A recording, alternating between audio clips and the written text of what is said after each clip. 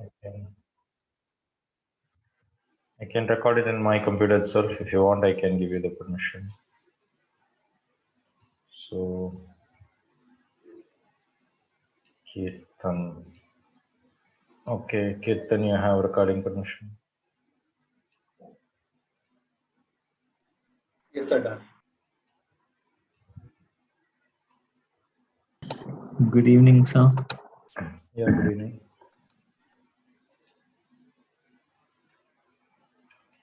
Okay, so my plan was to get started with the next chapter, laws of motion.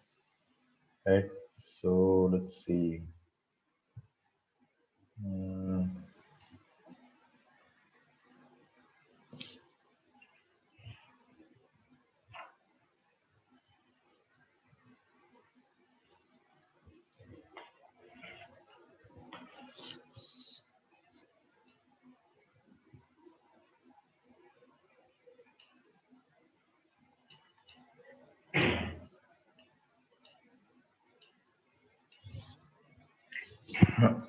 So anybody remember Newton's first law?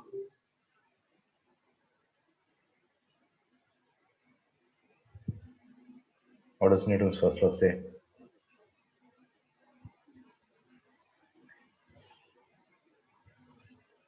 If I leave a book on my table, right? If nobody touches it, it's going to remain there. Even after 2 weeks, it's going to be still there, or even after 2 weeks. Constant speed for a body when kept at rest or moving. Constant speed. Okay. Anything else? When an object is at rest, A it body will remain- be at the state of rest or at motion until and unless an external force acts. Okay, very good. So unless there is an external force, it's going to remain in the state of rest or of uniform motion. What do you mean by uniform motion? Anybody? Motion with constant speed. Constant speed. Okay. So what that means is, in our day-to-day life, you can always see that when there is no force, it will be at stationary point. But when I throw a ball or when I roll a ball, it doesn't keep on going forever. Why? Because there is some friction which stops it. So whereas in deep space, right? What do you mean by deep space? Let's say you have solar system here and you have some other galaxy here. So in between you have some other space where there is not much of a gravity here. So that is what is called deep space. So in deep space, when you throw something, right, you keep on going for ever and ever. So that means there is no other force. So that means it will keep on going in a straight line. And that is what we mean by uniform motion, and it keeps on going in a straight line. This is a very beautiful thing because sitting under apple tree, Newton was able to guess what is going to happen in a deep space. That is that is something which we cannot guess, right? So that is Newton's first law.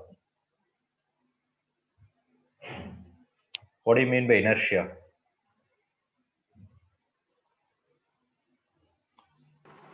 The tendency of a body to remain at constant states or like state of motion. Or Yeah. So either it will stay at rest or it will keep on going in a same speed in the same line. That is what is called inertia. So Newton's first law and inertia are almost the same. Okay. Inertia is the inability of a body to change its position. So let me go to this.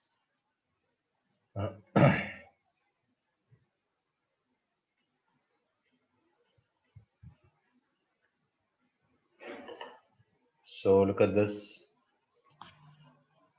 Inertia is the inability of a body to change its position or uniform motion. Mass is a measure of inertia. So bigger the mass, inertia will be more. Okay.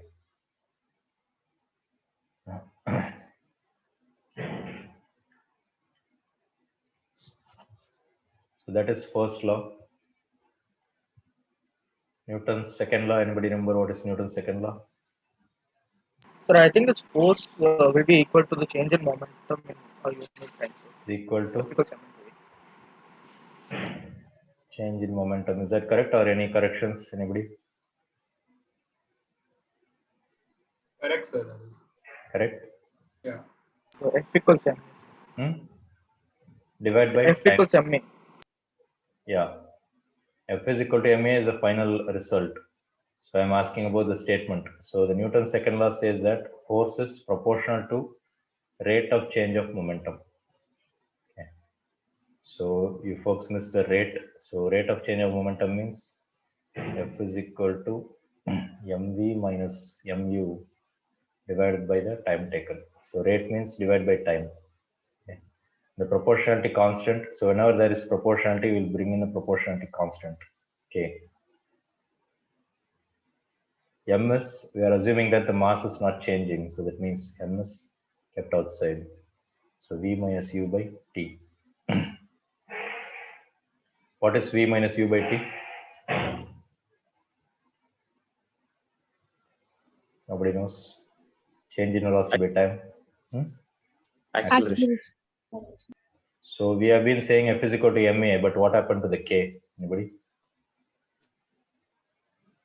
K is equal to 1. K is equal to 1. Okay. So the SI units are taken in such a way, the SI unit of force is taken in such a way that K becomes 1. Okay. So that means we say F is equal to ma. What this means is, if you take CGS units, you cannot simply do multiplication of mass and acceleration. yeah. So in addition to this, you will have to multiply by a constant in other units, such as CGS units, right?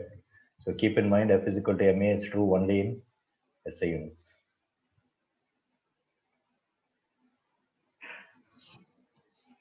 Any question? This is called the statement of second law. So very often when I ask what is the Newton's second law, just like what you folks told me, many of you are saying F is equal to ma, which is not correct. Okay, this is the mathematical form of it. The actual statement is this one, rate of change of momentum.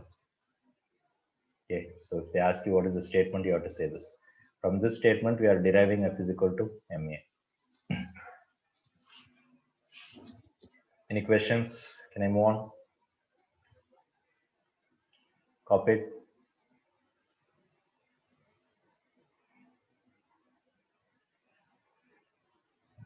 Okay.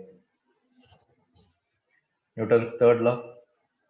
Every action is equal and opposite reaction. To every action, there is an equal and opposite reaction. Okay, very good. So for every action, there is a equal and opposite reaction, right? However, there is a very interesting thing which very often we miss the point, right? So when you have a wall like this,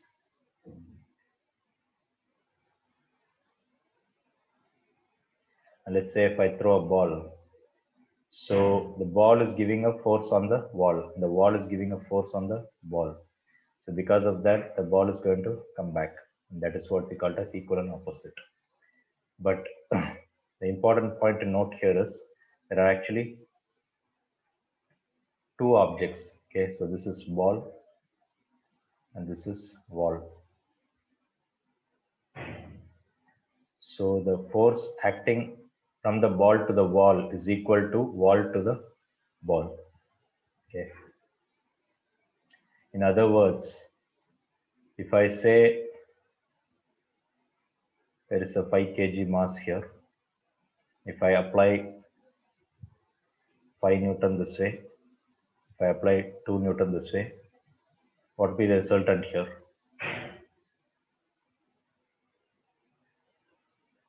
So more towards the right 3 Newton. So the resultant is 3 Newton. Okay, very good. But what if I said 5 kg, the same block is there. I'm applying 5 Newton this way. I'm applying another 5 Newton this way. Then what will So it happen? won't move, sir. It'll It won't stay in its position. Okay, so that means it is 0 Newton, right? You cannot show an arrow.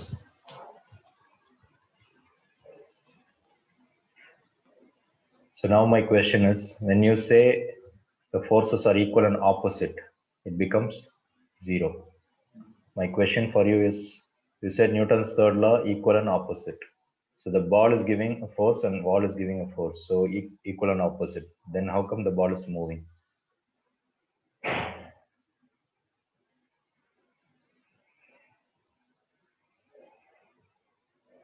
So because the force is applied only on one direction at a certain time, Forces are applied. only in one If you take the direction, ball, not on both the directions. okay, here wall to wall is this way, and then wall to ball is this way. So equal and opposite. My question is, how come the ball is still moving? Here you are saying equal and opposite means they will cancel each other. Here it is equal and opposite means you are saying the ball is still coming back. That's my question. I think what you said is true, but you're not explaining it properly. Any other answer?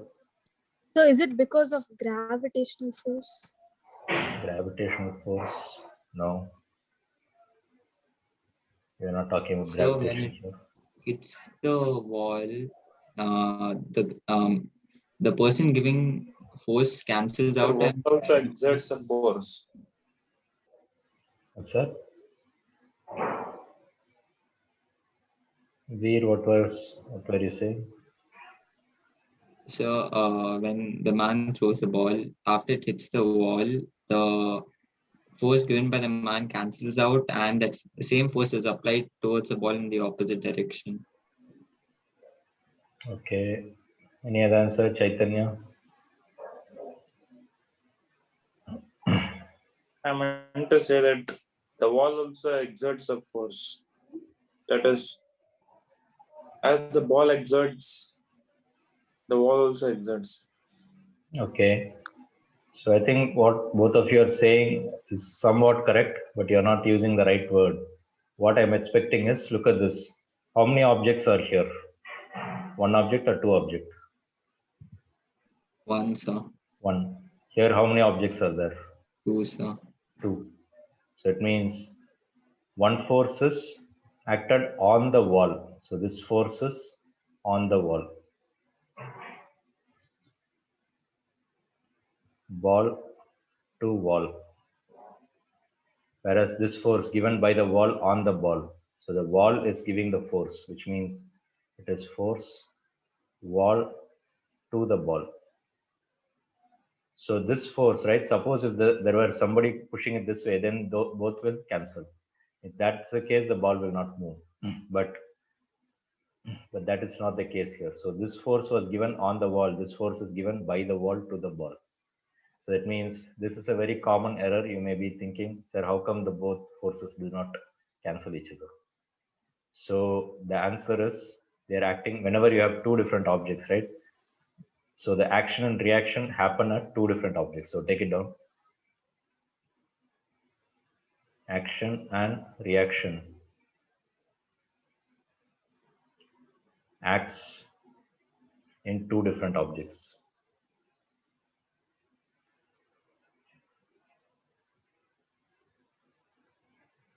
Okay. So there are huge amount of examples for third law, right? Any other example that comes to your mind? Where do you use third law? So while you're shooting a gun, while you're rowing a boat, Okay, very good. Or swimming, right? Rowing a boat or swimming. So in swimming, what are you doing? You are pushing the water backwards. And what does the water do? The water is pushing you forward, right? You cannot go forward without pushing the water backward. So take it down properly. So here the two objects are water and the man. So this is what, I'm sure you must have studied third law in your 6th standard or 7th standard. But now when you're studying in 11th standard, you will have a different perspective. Okay. The same law will come in your college also, but there you'll be studying it in a different way. So it means it's the same concept, but your understanding will keep on increasing. Sir, can you go a little up?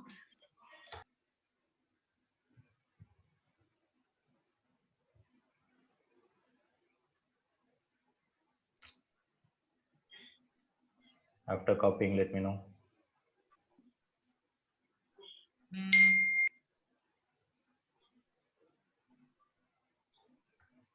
Copied. Roshni. Yes, sir. Okay. So here pushing the water. Here water is pushing the man.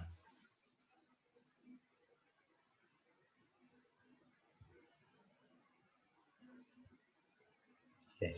Even our walking, right? When we are walking, what are we actually doing? We are pushing the ground backward. Man pushes the ground backward. And what does the ground does? Ground is pushing us forward. So that means there are two objects. That's why they don't get cancelled out.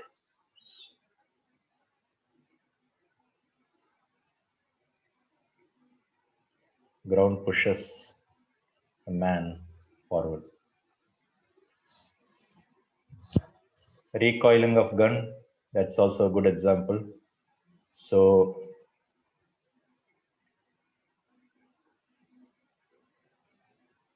right, like a rifle or a gun, whatever it is.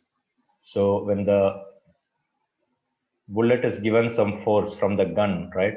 So the bullet is experiencing a force. So the gun is giving a force on the bullet.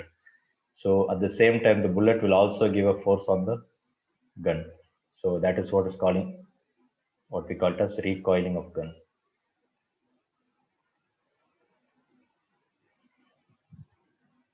Okay. Any other examples that comes to your mind? A rocket. Rocket, very good. So that means Sir, rocket is a very important. Falling down. Which one? Apple falling down. Apple falling down. Where are the two objects? Sir, apple and the ground. Okay, yeah, you can say that earth. Yeah, you are right. Okay, let's finish the rocket first.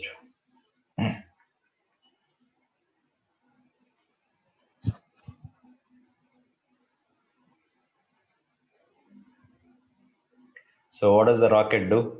More than 80-90% of the volume of rocket is filled with gases such as mainly hydrogen and oxygen, which is your rocket fuel. So the hydrogen and oxygen will be burnt and then the exhaust gases will be coming out. So the exhaust gases will be pushed backwards with very high velocity. Okay, the engines are pushing the gases backward. So this is your exhaust gases.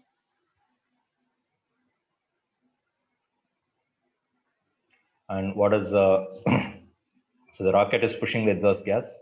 The exhaust gas will be pushing the rocket forward. So it means this is backward, and the exhaust gas pushes the rocket forward. So you see there are two objects. Exhaust gas is one object, the other object is rocket.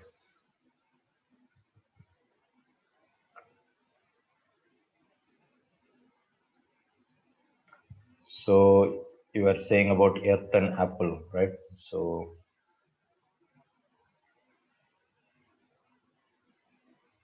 the apple is getting attracted towards the earth, and then the earth is getting attracted towards the apple. So this might be slightly confusing, but that is the reality. So since it is equal and opposite, right? So the earth is giving a force on the apple, and that is what we call as gravitational force. But then apple is also pulling the earth towards this way. Of course, I have to show the same arrow. Okay, so that means this is earth is getting pulled towards apple. This might be slightly confusing, right? But the fact is there are equal and opposite force. Only thing, this is a very small object, so F is equal to ma. So since m is small, the acceleration is very big. Whereas compared to the apple, earth is huge, extremely huge. That means this force, even though the force is same, F is equal to ma, the mass of the earth is so big that the acceleration is very, very small. So that's why we don't realize it. But actually it is negligible amount is still there. Sometimes it's called action and reaction pair. So take it down. Another name for this is action and reaction pair.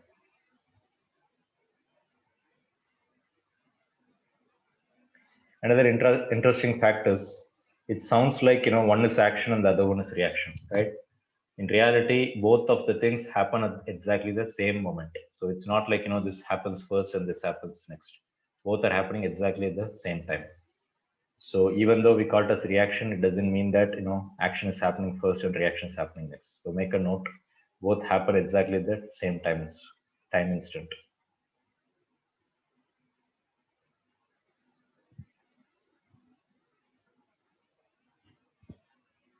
Okay. Any other examples? How does the plane go forward? So by pushing the wind backwards. By pushing the wind backwards. So you know that there is something called jet engines, right? So the jet engines are pulling the air and then it is sucking the air from the forward and then pushing it backwards, just like a swimming, right? So as the air are getting pushed backwards, right, the plane is getting pushed forward. Okay, so it means that is also Newton's third law. So you can keep on, you know, saying there are so many different examples. Okay.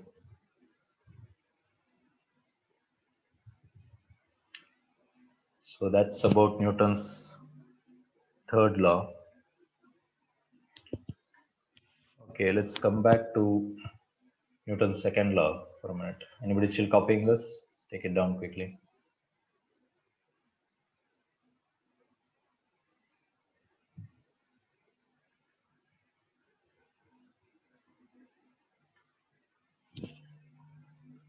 So F is equal to mv minus mu by t. Sometimes we write as delta t. Okay, so a small time interval.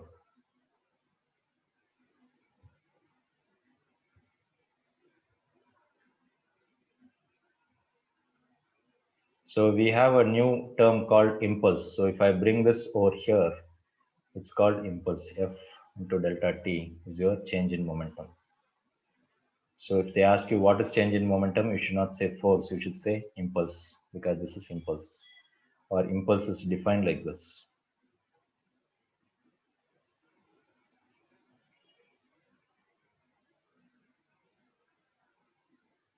If you take a hammer, right? Let's say you have a small nail and you have to drive it inside a wooden block. So you are taking a hammer.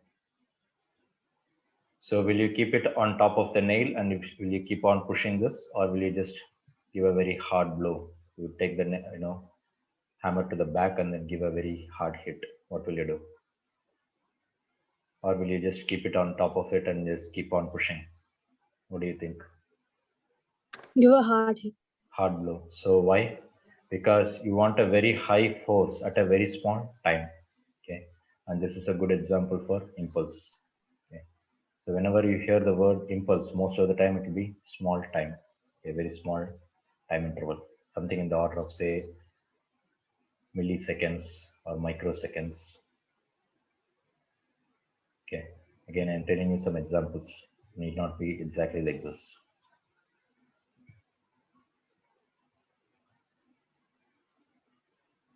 Okay.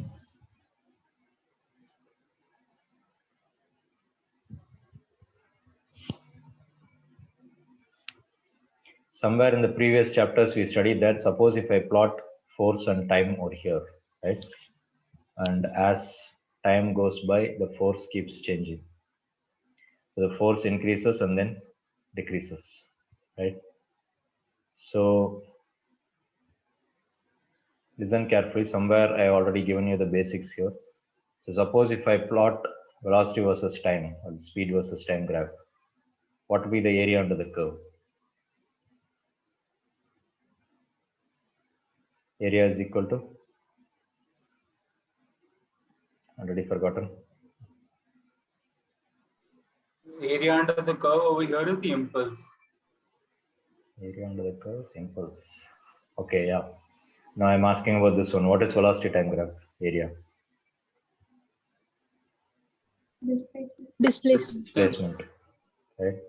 How did you get that? When you multiply velocity and time meter per second into second, I'll be getting second cancel, so I'll be getting meter.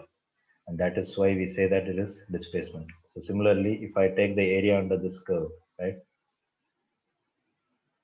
Why? Because if I plot this, it's called variable force, right? When you have something like this, a variable force. If I multiply F into delta T, I'll be getting impulse. That means the area under this curve will be impulse.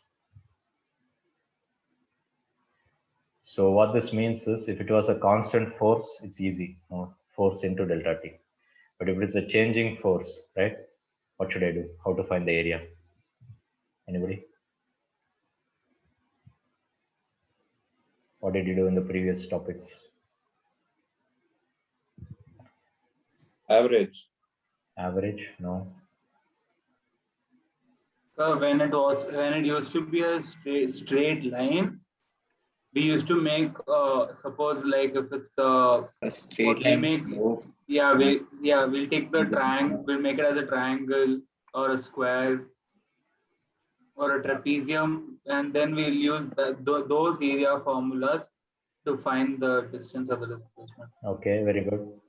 So for usual shapes like this, you can use half BH. If I want to do it for this changing curve, what should I do? Already forgotten the basics. Integration differentiation. Hmm? Integration, yeah. Not differentiation. Integration, sir. So you have to take the area of this part. You have to take the area of this part. Integration, sir. Yeah. Integration. Yeah. So I have to keep on adding all these things, and that is what is called integration. Okay. Of course, manually we cannot do this, right? So we have some integration formulas. So we will be using integration here. So that's why, I told you integration formulas, you should be thorough with the integration concepts. So any of you, if you don't remember the integration concepts, we studied it in the 3rd chapter, I think. So go back to the 3rd chapter. I given some simple examples, so very, very easy. So introduction to integration. So this formula you have to remember, xn plus 1 divided by n plus 1, right? And then I showed you that this integration formula will also give you the same answer like your half BH. Differentiation is slope of the curve. This is area under the curve. Okay. So very important. Only if you know these two simple basics, you will be able to survive with the numericals.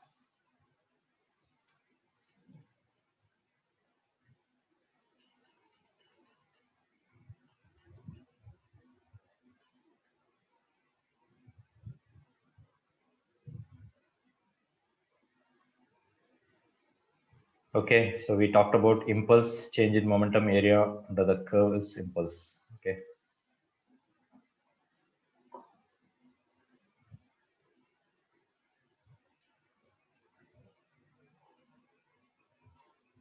In your 9th standard, somewhere you have studied something about conservation of momentum. What do you mean by that?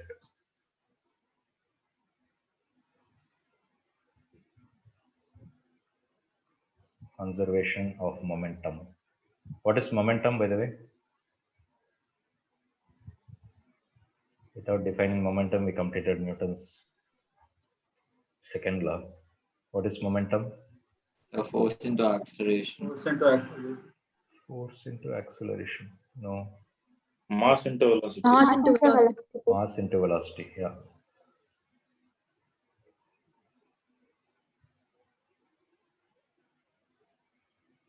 Okay, so that's a definition for momentum. So take it down. So my question is, anybody remember what is conservation of momentum from your 9th standard? Maybe if I draw some diagram, probably you will remember. This is mass 1. This is The mass 2. Newton's cradle. Newton's cradle. Okay, very good. So that is something to do with it. That is correct. So like when the first ball is like pushed, the energy keeps on passing until the last ball. So Energy. Okay. So that is correct. But you are talking in terms of energy. I want you to talk in terms of momentum. Energy is also correct, but here I'm talking about momentum right now. Nobody remembers? I'm surprised you folks already forgotten. So this is the initial velocity u1. This is the initial velocity u2. It says something like a billiards balls, right? So after colliding, So this will give a force this way, this will give a force this way, equal and opposite force. Right? So this is giving a force, this is giving a force. As I told you, depending upon the mass, the acceleration will be different, which means the velocity, final velocity attained will also be different. So it means M1 will be going with certain velocity V1, M2 will be going with some other velocity V2. So this is your initial velocity U1, this is your final velocity V1. Similarly, U2 and V2. But the important concept here is force on A to B is equal to force on B to A. But then there is a minus. Force on A to B is equal to minus force on B to A. Because equal and opposite force, third law. So I'm sure all of you have done this derivation in your 9th standard but forgotten. So what is force? Change in momentum, right? So this is a rate of change of momentum. So the final momentum is m1 v1, initial momentum is m1 u1. So m1, okay, wait a minute, I made a mistake here. This is force of A to B, so that means this is the force. So this force is actually acting on B, which means I should write for this one. So m2 v2 minus m1 v1, sorry, u2 divided by the delta t. What is delta t? The time of collision is equal to, this is FBA. FBA is B to A. That force is acting on this object, which means this, because of this force only, this velocity changed. So that means it can be written as m1 v1 minus, here also it is 2, m1 v1 divided by delta t. Don't forget there is a minus outside here. So delta t, if both are colliding at say 1 millisecond, right? Delta t will be same for both are 1 millisecond. So that means delta t should cancel. So simply bring all the u's together, all the v's together. So minus into minus plus, minus m1 v1 will become plus. So when it comes on this side, it will become m1 v1 plus m2 v2 should be equal to, this minus will become plus. This minus into minus plus, which means m1 u1 plus m1 m2 u2. What do you call this? Anybody?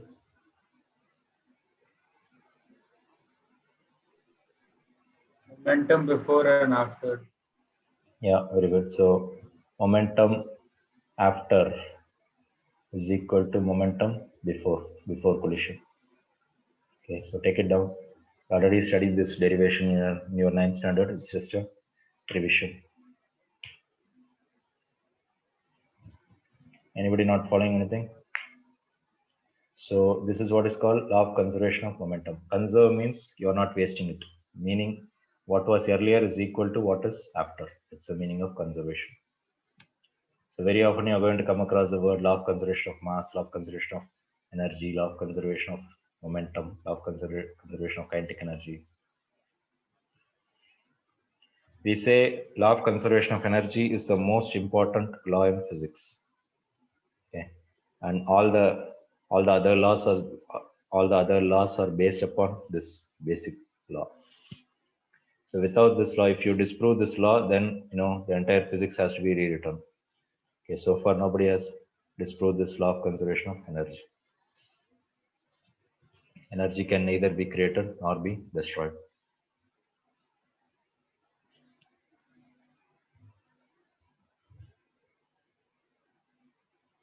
Anybody, any questions? Can I move on? Yes, sir. Okay, unfortunately, what we studied right now is your 9th standard method. Now that you are in 11th standard, they expect you to write it in a calculus method. So that means F A to B is equal to minus F B to A, or you can write as 1 to 2, 2 to 1, something like that. So this is on the second object, right? On the B. So it means change in momentum dpb divided by dt is equal to minus dpa divided by dt. This is unfortunately it's a little bit difficult to write it because P looks like pressure, but P is not pressure, P is momentum. So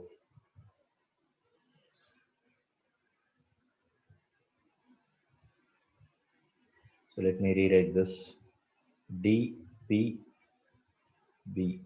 divided by dt. So then for even for second law, we'll have to do the thing, right? Calculus method. Do what? The calculus method for second law of motion, that also will have to be done, right? Yeah, we'll come to that. I forgot. Can do that. So the reason I rewrote this is, if you write it like this, it looks like change in pressure. Okay, you should write this as a small p. So try to write it like this. Okay, so the small p is momentum, capital P is pressure. So if you don't show the difference, you are going to get confused. Or at least, make a note here. It's momentum, not pressure. Change in momentum. So rate of change of momentum is your force. Anybody not following this? This is nothing but mv minus mu divided by delta t. What is mv minus mu? Momentum final minus momentum initial divided by delta t. Sir, why can't I write it like this? Well, unfortunately, somebody invented something called calculus. So change in momentum can be written as delta p by delta t. This can also be written as dp by dt. So that means if you understood this, you can understand this. So take it down as a side note. You should understand what is change in momentum. So force is nothing but change in momentum. Sorry, rate of change of momentum. This minus comes on this side, so it will become plus. So dpa divided by dt plus dpb divided by dt is equal to 0. So your differentiation, which you will be studying only in your 12th standard, most probably, d by dt is an operation, differentiation, so I can take it out commonly. So what is left is pa plus pb is equal to 0. So what does this mean? With respect to time, this total does not change. You see, with respect to time, the momentum of A is changing. With respect to time, the momentum of B is changing. But with respect to time, the total momentum does not change because change in momentum is given as 0. So that's the meaning of this. Okay, again, as I told you, this calculus language, it might be slightly difficult for you right now, but as you study your 12th standard mathematics, this will become very easy. Okay, so until then, we just have to live with our error in our syllabus. Okay, so as I always say, you should be introduced to integration differentiation in your 11th standard.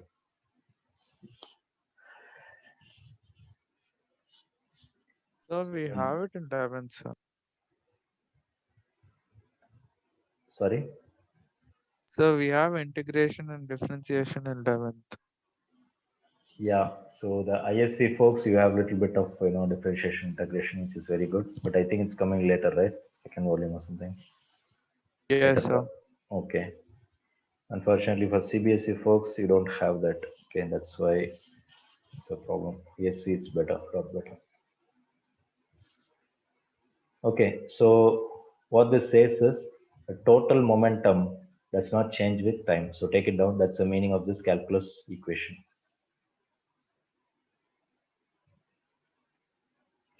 Total momentum does not change with respect to time. WRT is with respect to. Any questions? So it means from here also, if you see the previous 9th standard derivation, there also we started from this. Only thing, instead of writing it in calculus language, we wrote it in the usual language. Okay. But now we are in 11th standard, which means we have to write it in calculus language. So that means they will expect you to write it in this method for derivation. Anybody not following anything, please ask me.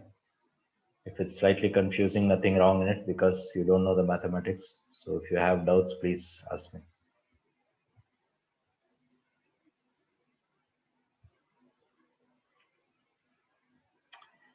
Okay.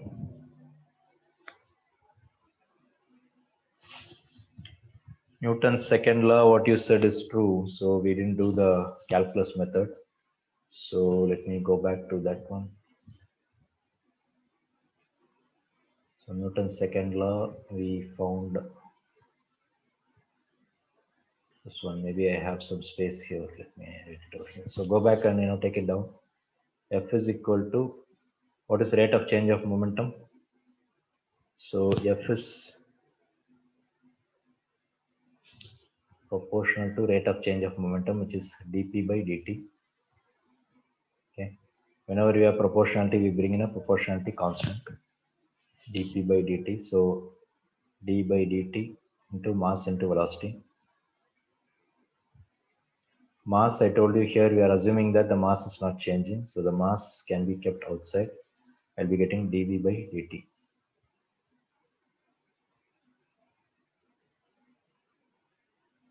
So what is dv by dt? Anybody? Acceleration. Acceleration, that's all. So it means is equal to ma. So k is equal to 1 for SI units.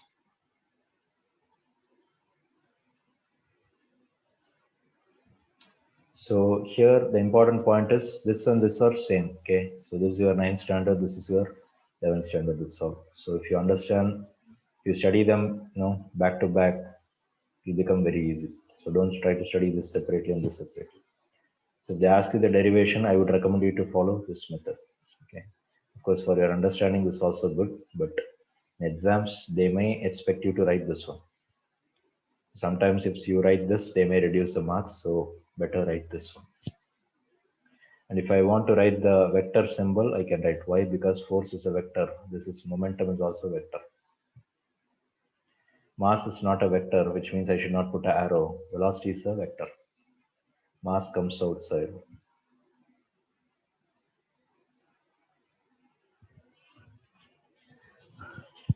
Very simple, nothing very difficult. So please ask me if you have any doubts that I don't understand how you got this, means please ask.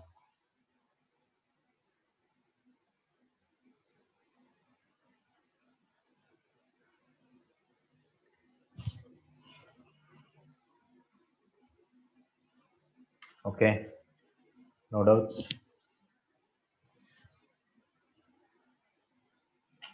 Okay, so we did Newton's second law and then we did the calculus method. We did the conservation of momentum. We talked about it. And then we did the calculus method. If any of you have not collected the handbook, please send me a message. Either you can come to the center or you can come to my home and collect it. Okay, so if I'm at home, you can collect it in my home or you can collect it in the center. So send me a message. They'll send you the details.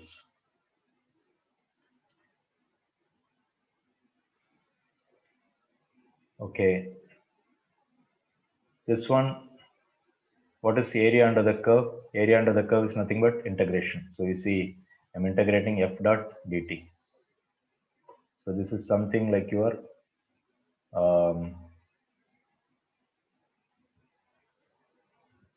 force into displacement. We said it is work done. Similarly, force into time will give me impulse. And if I integrate it from t initial to t final, if I make it a little bit zoomed in.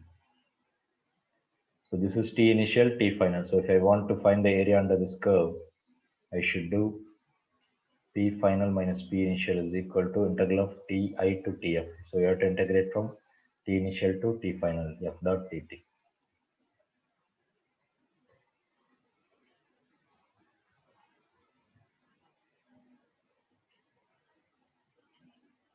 Anybody not following this? Maybe I can explain one more time.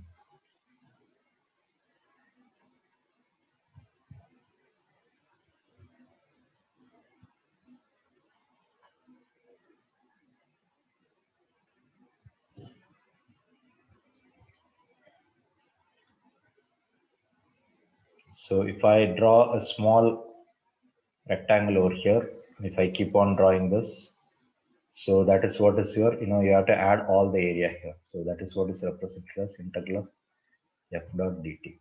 So because why this is this small thing is your dt. So this is the area of the strip, and that is represented as f into dt.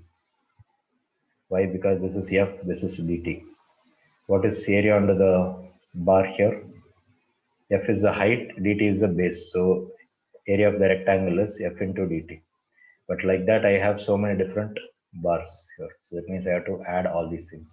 And that addition is what is represented as summation. Summation, instead of writing it as yes, we write it as elongated yes. And that is the meaning of integration.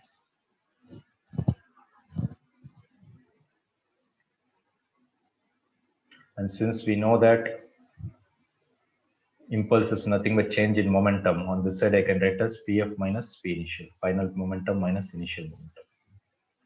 If the force is constant, I can simply write as F into delta T. If the force is not constant, something like a variable force, then you have to write it like this. Okay, so depending upon the situation, you have to choose which one to use in your numerical.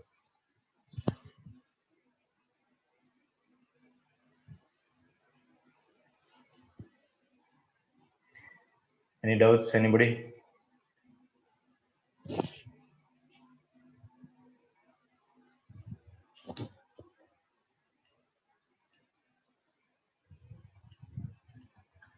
Okay.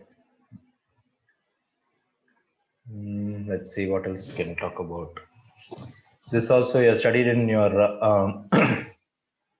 9th standard, just a revision. When a cricketer holds when a cricketer catches a ball, right? So when will he catch the ball in the same place, or will he try to move his hands a little bit backwards? What do you do? So try to move his his hand hands, a little back. Why do you do that? So he doesn't get hurt. Okay, so that's but to correct. reduce So the force. reduce the force. Okay. So how does that happen? Reducing the force. So when the ball is coming with certain velocity, right? You cannot change the speed of the ball. So that means listen carefully, very, very simple. It's called cushioning effect.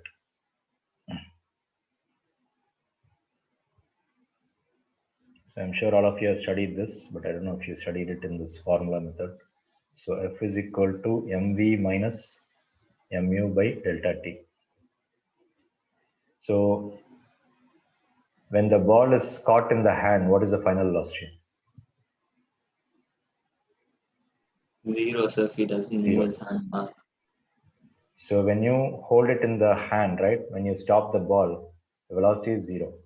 But when the batsman hits the ball, right, already it is coming with certain velocity. Let's say it's coming at a constant velocity. So that means this u is already fixed. You cannot change the velocity with which it is coming at you. Okay. So you have to use some time to hold the ball. So if the time is very, very small, this force will be very, very high, meaning you have to give a lot of force.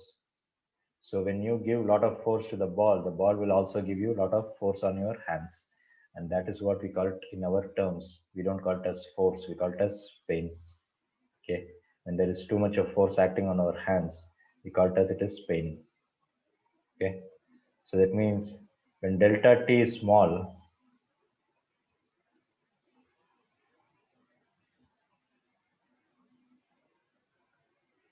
F will be very high.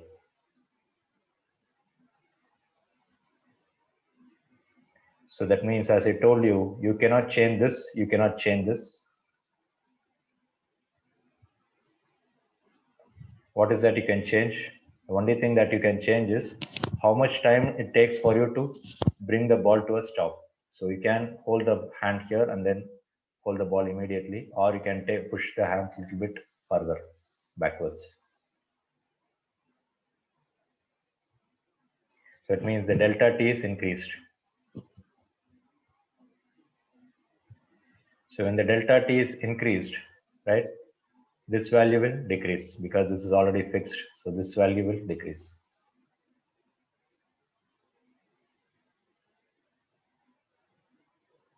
So that is the principle behind why we do this cushioning effect. Any questions? So if you understand this equation, you can easily explain this cushioning effect.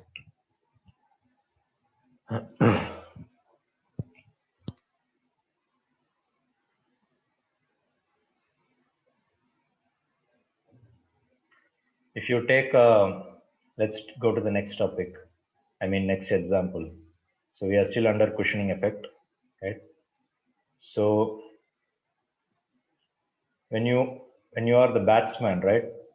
Would you like to swing? Would you like to swing the bat along with the ball for a longer time or shorter time? Which one is better for you? Or let's take the example of a tennis racket.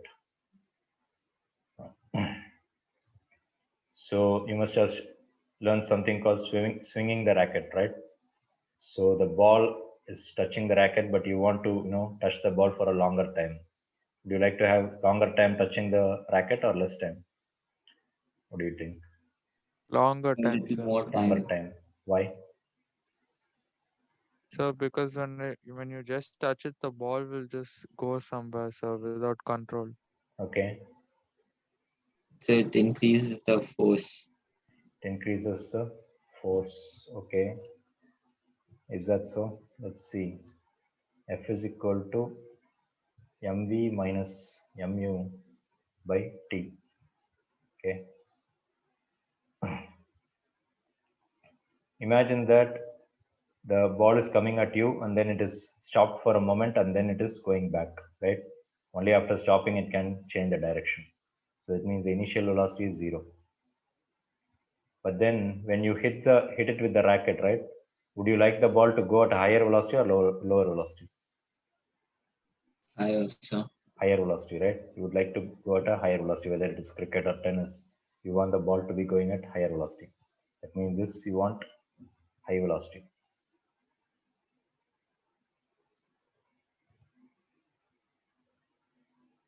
Right? So that means, let's say this is fixed. You want it to go at a higher speed. So so this is fixed mv, delta t comes on this side. So f into delta t. So now tell me, this is fixed. You want a higher velocity. So if I swing it along with the ball for a longer time, right, along with the racket, this time is increased. When the time is increased, what will happen to the force? So it increases. No, this is fixed. So when the time is increased, this force will be decreased. This force is something which you are providing. Would you like to give lot of effort or less effort to achieve the same speed? Less so. Less speed, right? You would like to have a good final result, but effort means you would like to give less effort. So that means this is time is increased in a swinging action.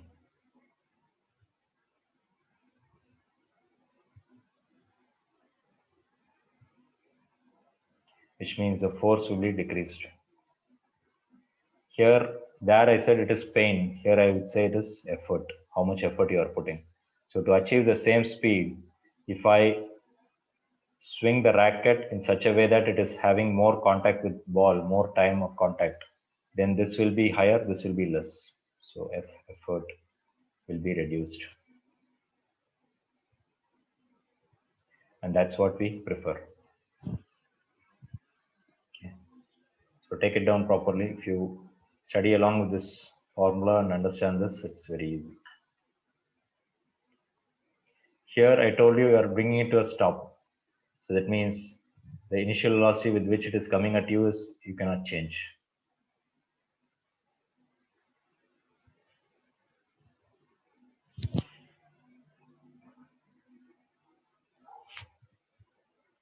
Let's talk about one more good example. The remaining, I would leave it to you.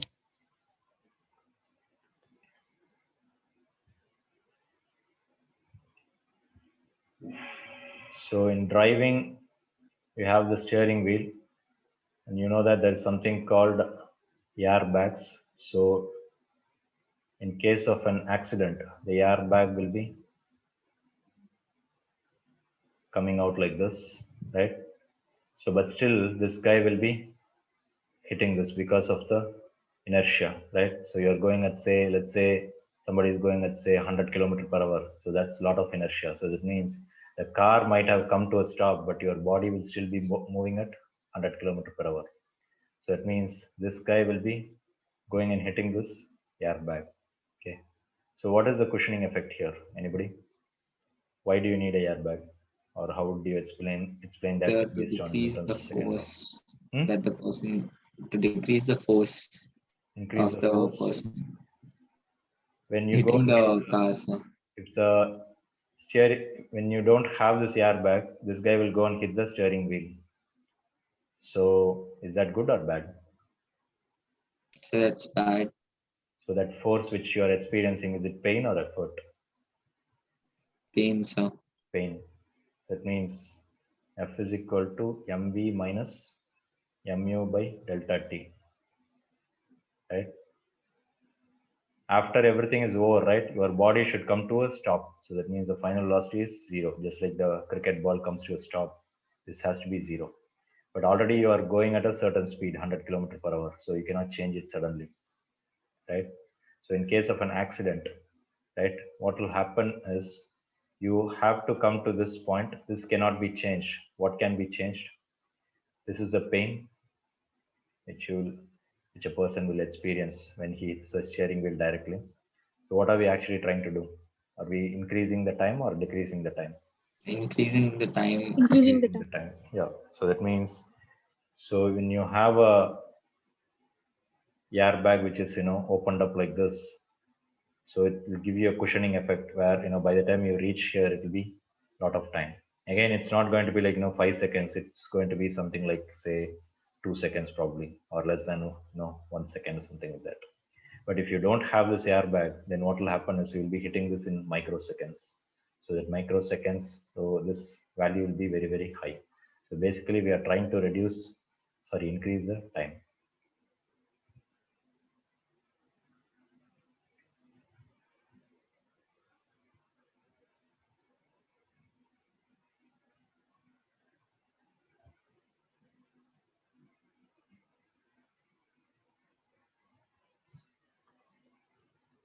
So F will be reduced.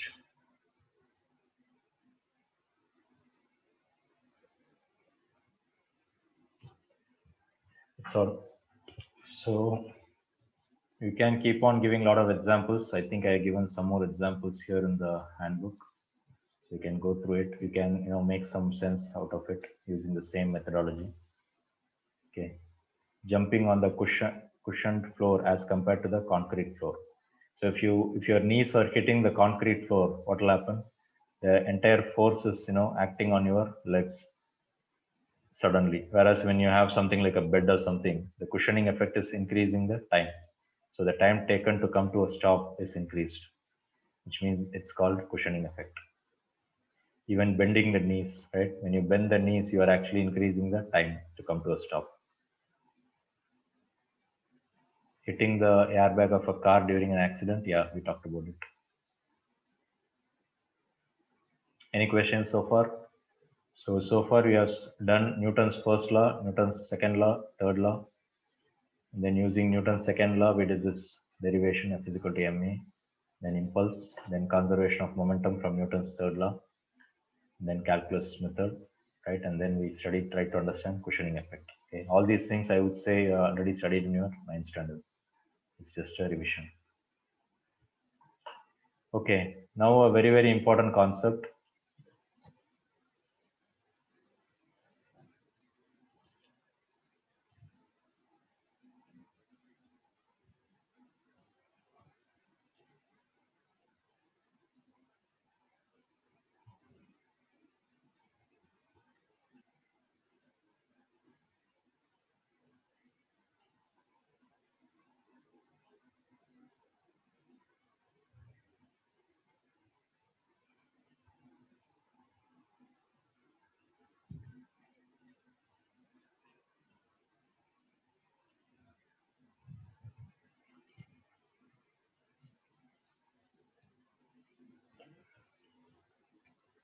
So look at this.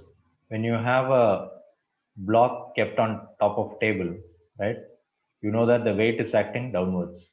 But then the table is also giving a reaction force. And that's what we call it as normal reaction force. Normal reaction force.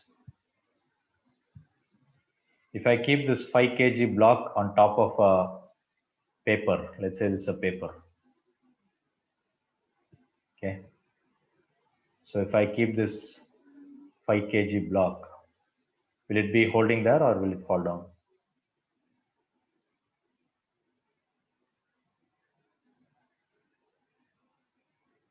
It's a 5 kg block, sir.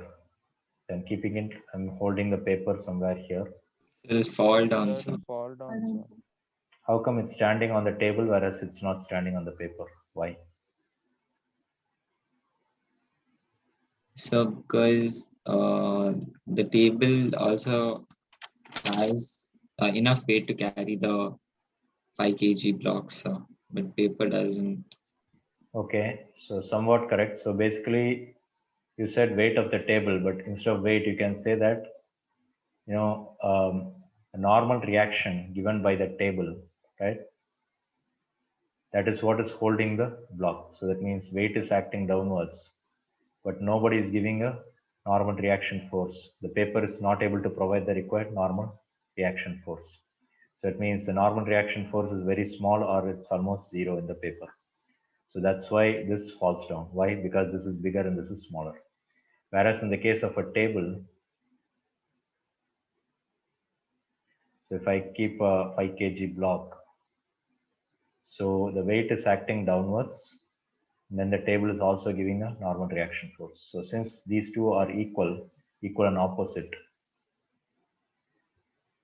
so this is what I'm going to call it as the most important formula in mechanics. Okay.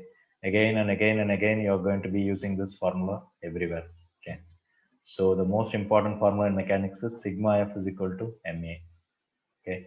It's not just the force, it's the sigma F, meaning the total force. So that means sigma F is equal to ma means this force and this force will cancel each other, which means it will become zero. So what does that mean? Acceleration is equal to zero. When you say acceleration is equal to zero, right? In this particular case, the velocity is zero.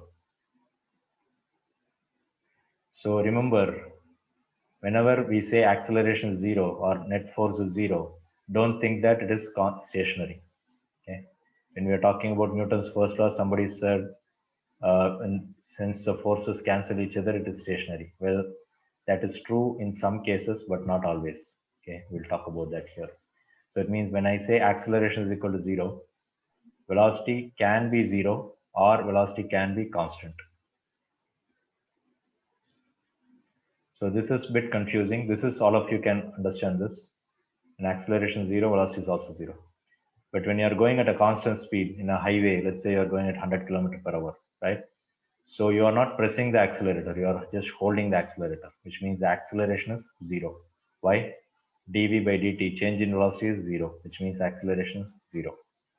Everyone able to understand this? Anybody not following this? So acceleration zero means there are two situations. Velocity is equal to zero, velocity is equal to constant. Anybody not following that? Please ask me. So which means when you are going at a constant speed at 100 km per hour in your car, right? So what's happening is the engine is giving a forward force, and then the ground is giving a frictional force between the tires and the thing. Then there is something called air resistance. So because you are going inside the air, so the air is going to offer a lot of resistance. Okay. I'm sure compared to a four-wheeler, if you're going in a two-wheeler, I'm sure all of you have experienced this, right? You're going at, when do you experience more air on your face? 5 km per hour or 60 km per hour? So more the 60 speed. 60, right? When you're going at a higher speed, you will be experiencing more resistance, right?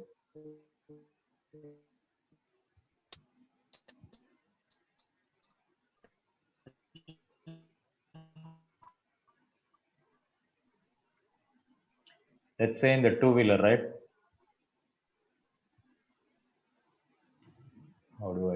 this. Okay, so let's say that's a two-wheeler. So when you are going this way, right, the air resistance is this way. When you turn around, if you are going this way, right, now the air resistance is this way. So it's something like your friction. So whichever direction you are moving, right, it will be always opposing the movement. So that means this is your F forward and this is your air resistance.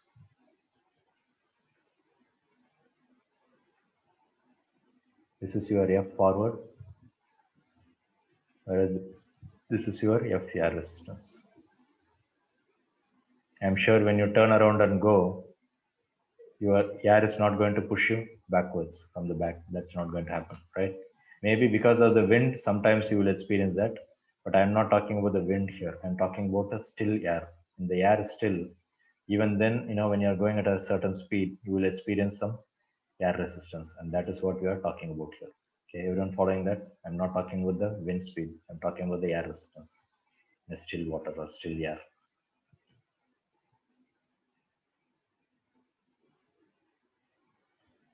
So that means the point I'm trying to make here is sigma F is equal to ma. So if you say you're going at a constant speed, something like say 100 km per hour, then the acceleration is 0. If I say acceleration is 0, then sigma F is equal to 0. What does that mean? F forward minus F friction minus F air resistance. Why minus? Because it's acting in the opposite direction. So if I add all these forces, then it will become 0. Why? Because you are going at a constant velocity. So whenever you are going at constant velocity, even then sigma F becomes 0. So what this means is, if the engine is giving 60 Newton, say 6,000 Newton forward, this put together will also be 6,000. So let's say this is say 1,000 Newton, and let's say this is 5,000 Newton, right? So this plus this will give me 6,000. So 6,000 and 6,000 will cancel each other. But what will happen when you are accelerating? When you are pressing the accelerator, what will happen to these numbers? Anybody? Will increase, sir. What will increase? So all of them. All of them? Yes. Okay. Okay, you can say that.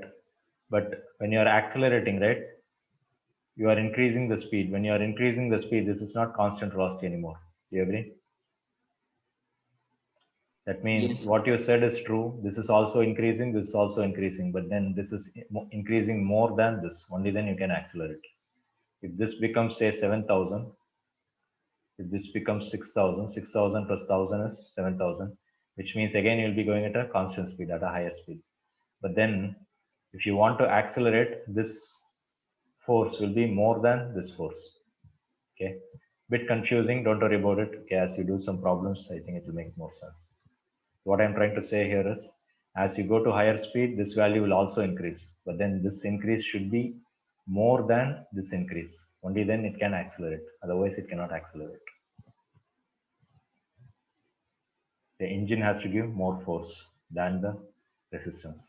Only then it can accelerate. The reason why I didn't change the friction is mostly friction is considered to be constant. With speed, the friction does not change. So make a small note. Most of the time, we will assume that the friction is constant. It doesn't increase along with the speed. But air resistance will increase significantly.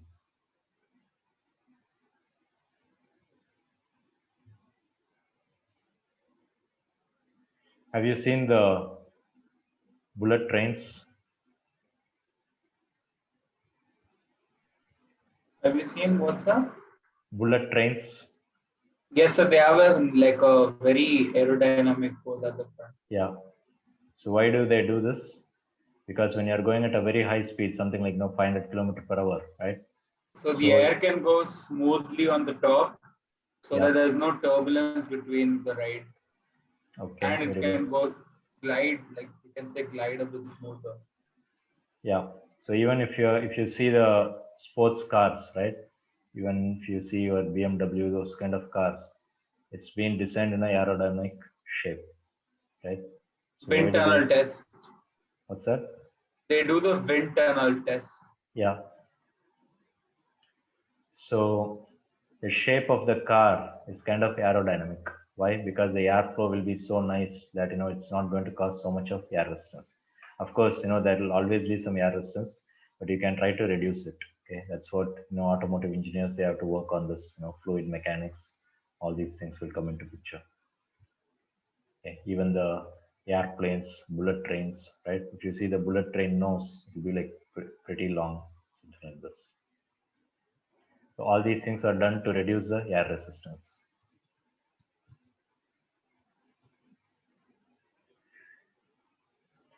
Okay, let's see, where are we?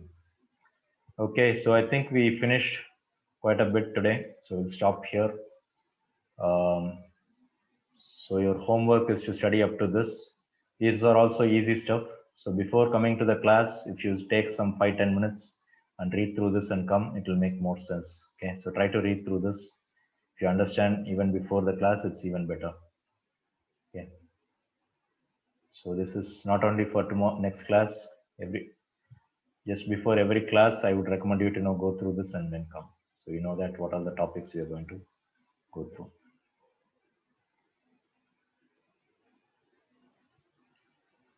Okay.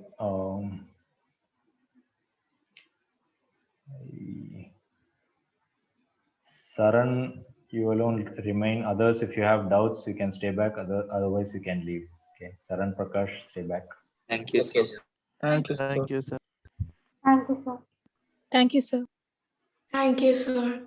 Thank you, sir. Thank you, sir.